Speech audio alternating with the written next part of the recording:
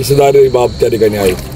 नार पारचं गुजरातला वाहून जाणारं 35 TMC पेक्षा जास्त पाणी आहे। इकडे तापीचं पाणी आमच्या हक्काचं ते गुजरातला वाहून जातं, मात्र दुर्दैवाने आमच्या गिरणा खोऱ्याला पाणी नसतं आणि परिणामस्वरूप 2.5 लाख एकराचे कालव्याची व्यवस्था असताना 22 TMCचं आमचं धरण असताना खाली मग आमचं गिरणा, मन्याड, पांजणडावा कालवा, जामदा जावजा कालवा, चनकापूर कालवा, त्याचबरोबर खाली आमच्या असलेल्या पाचोरा दहीगाव कालवा या सगळ्या व्यवस्था त्या ठिकाणी दुर्दैवाने कोलमडतात आणि 6 नगरपालिका, 2 महानगरपालिका, 700 गावं, 50 लाख लोकांना पिण्याच्या पाण्याच्या, 4 MIDCला त्या ठिकाणी उद्योगासाठी पाण्याच्या, असं अतितुटीचं खोऱ्यासाठी हे सरकार दुर्दैवाने निर्णय घेत नाही। दुसऱ्या बाजूने विदर्भात 86,000 कोटीचा प्रकल्प, मध्य प्रदेशला केन बटवाला 80,000 कोटीचा प्रकल्प आणि दुर्दैवाने गिरणा डॅम ते रामेश्वर जिथे तापीचा आणि गिरणेचा संगम होते 150-60 किलोमीटर मध्येच का प्रकल्प होऊन अतितुटीच्या खोऱ्याला नार पारचं पाणी जोडलं जात नाही,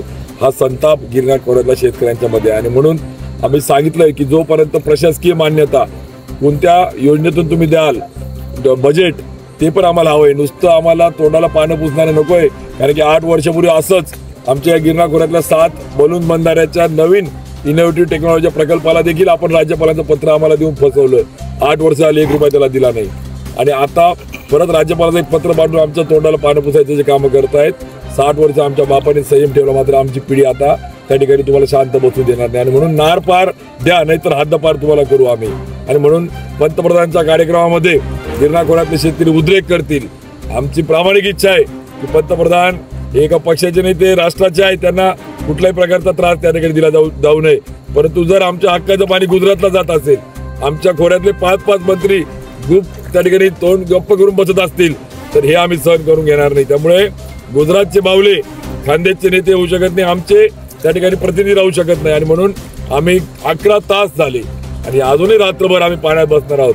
मात्र जर प्रशासनाने गांभीर्याने घेतलं नाही आणि आम्हाला वेळेस ठोस निर्णय दिला नाही तर पंतप्रधानांचा कार्यक्रम आम्ही त्या ठिकाणी पूर्णपणे या कार्यक्रमाचा आम्ही त्या ठिकाणी उद्रेक गिरणा खोऱ्यातल्या शेतकऱ्यांचा दिसेल, याची पण खबरदारी प्रशासनाने आणि सरकारने घ्यावी।